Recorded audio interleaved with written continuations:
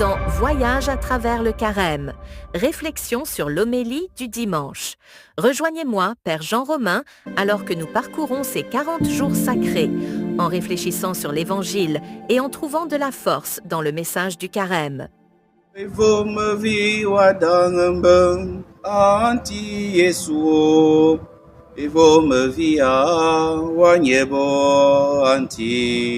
Wanyeba evome via wanyeba anti wanyebo. Chers frères et sœurs, loué soit Jésus-Christ. À jamais. Nous célébrons aujourd'hui le deuxième dimanche du temps de Carême, année C, le deuxième dimanche de Carême.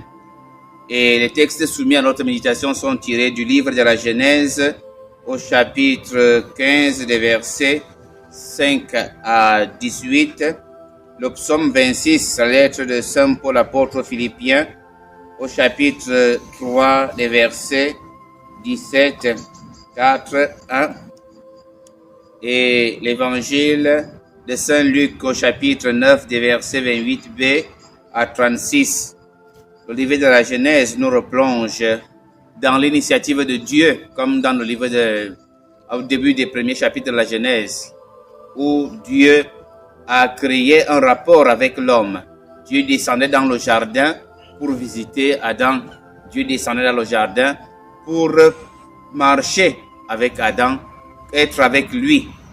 Et dans le chapitre 5 également aujourd'hui, c'est toujours Dieu qui prend l'initiative avec Abraham, rétablir le rapport avec l'homme, où l'unique bénéficiaire de ce rapport est toujours l'homme.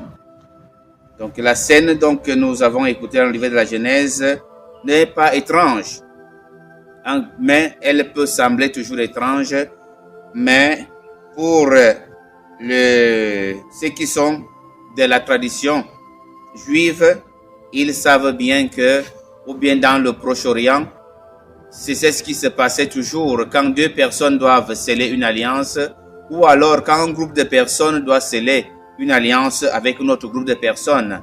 Ils doivent signer quelque chose. Aujourd'hui, quand les gens se marient, il y a l'alliance qui marque cette union. Ou alors quand deux pays font des colloques, il y a l'acte final où on signe. Donc, ou le contrat, quelque chose, un instrument, un signe qui prouve l'accord entre les parties. Et c'est Dieu qui prend donc l'initiative de signer cette alliance, sceller ce pacte d'alliance avec l'homme. Et qu'est-ce que l'homme doit faire? Qu'est-ce que tu dois faire? Qu'est-ce que je devrais faire? C'est de faire confiance en Dieu, l'abandon total à la volonté de Dieu et la fidélité de la part de l'homme à cette alliance que Dieu scelle avec lui. Et dans la deuxième lecture, Saint Paul dit aux Philippiens que beaucoup de gens vivent comme ennemis de la croix du Christ et ils ont établi leur ventre comme leur Dieu.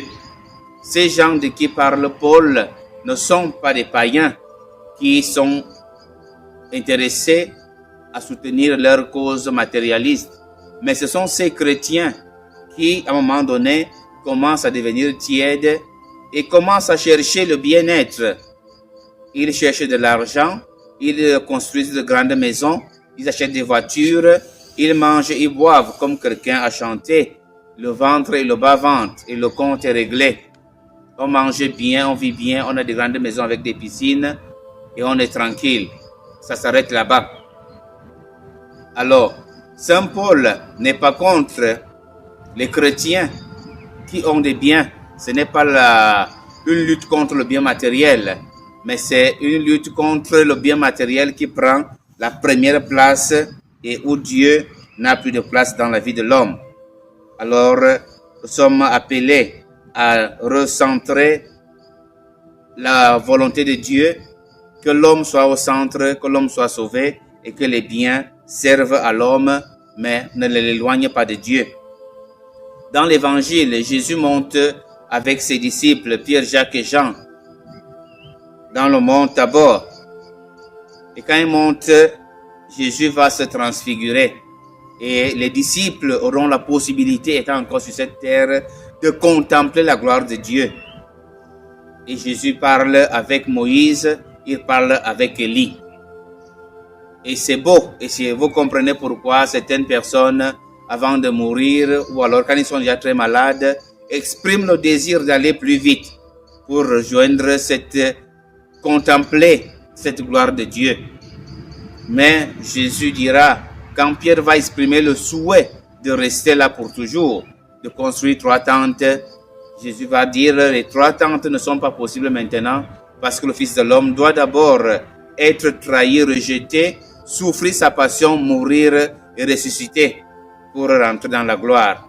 Donc demandons la grâce au Seigneur d'être fidèle à l'alliance qu'il sera avec nous et de suivre le Christ rejeté qui va souffrir la passion et qui va ressusciter, utilisant les biens de ce monde pour la plus grande gloire de Dieu et ne pas faire des biens notre Dieu.